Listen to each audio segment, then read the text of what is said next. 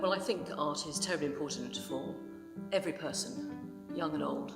And it's not just about being able to make informed decisions about what carpet you lay and choosing colour or what you hang on your walls, but it's actually a way of living creatively. We are all products of a creator or God who made us all in his image, and we all have it within us. And I think it's about an attitude of life. It informs all your decisions and also, more importantly, your dreams and actually how you formulate your inner life and your journey towards your maker, which is what he wants, which is us all to journey towards him and become closer to him. And I think creativity and prayer is a very easy way to do that. But I think actually as an attitude of heart, it's enriching. And I think we build culture in the West from the inside out. It's not a stuff thing. It's not about carpets and walls. It's about what we're doing with our soul. It's an exhibition of faith images describing my Christian faith. It's taken me 2 years approximately to get the whole show together. Each piece is a response of faith, of Christian faith. My personal favourite is the lion that's been on all the advertising material, which is this lion here. I feel it's like my own personal emblem of my own personal faith, really. It's Yeshua, the Lion of Judah, with a slight sort of human face. And so there are elements of me and every man, every woman in the lion, as well as Christ. Well, I can now say, having got to the age of 53, that my art is a natural extension of my prayer life, and it's pure dialogue between me and my maker.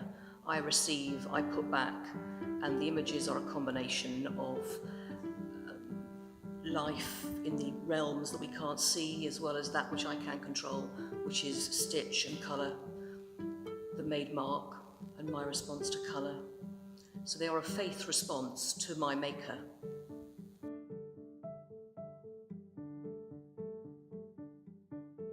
And so far, the people who've been in and responded are from elderly through to children, down to as young as 2, who seem to have engaged with the work. Suck it and see, really, as to whether it's for you. And I think the success of this show so far has proved the way it's moved both Christians and non-Christians, that I think if one pulls it off correctly as an artist, you can appeal and inspire people at different points on their spiritual journey.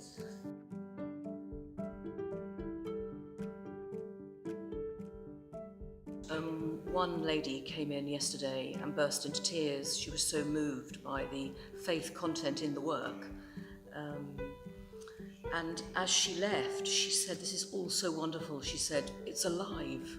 Those were her very words. It was a very moving experience for me. I think it was the big yellow piece of a girl in the boat that had particularly stirred her. And she's also an artist, and she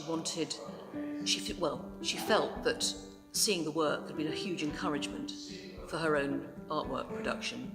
She's also a Christian, and I think she felt that I'd successfully married Holy Spirit input with my own creativity.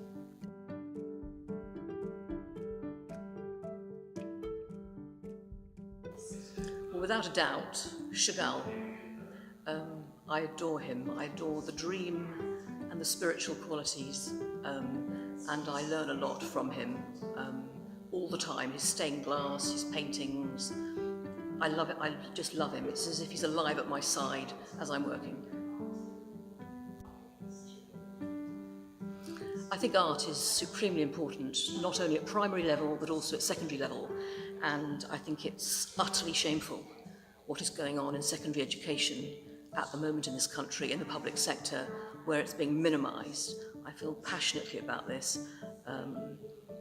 I think that it is an essential part of character development, and I think currently the education system is mining for all the wrong things. in children, and I think they need time to dream and just be, and to create and to make a mess and to feel paint in their hands. And my personal opinion is that I think art lessons should be taken off national curriculum in a sense that it's an exam subject. But I think if you feel passionately enough and want to do it, it all should be available and there should be time for you. The thing that I feel more passionately about is that I feel that art history should be core curriculum along with maths and literature, so that people can make creative decisions, so that we're not turning out a nation of painters necessarily, or sculptors, but people who can think and spend their hard-earned cash in later life on supporting those who do make, and build our culture from the inside out. And, you know, I think art education, when it's taught well about how creativity works, as in art history, I think you can then go away, do a rotten job that you hate, but be free to go and sit on the loo and dream about Proust or draw in your spare time. And that is where real freedom lies. And I think, you know, education is about all things that you can't bottle. It's not about jobs. We've turned it into jobs. Art isn't a job, it's a vocation. Much of life is. And I think if you want to go and starve in a garret and write poetry and paint, that should be your divine right. And I think it's very linked with faith. And I think art history and art teaching, the whole attitude to the creative subjects is all linked in with that.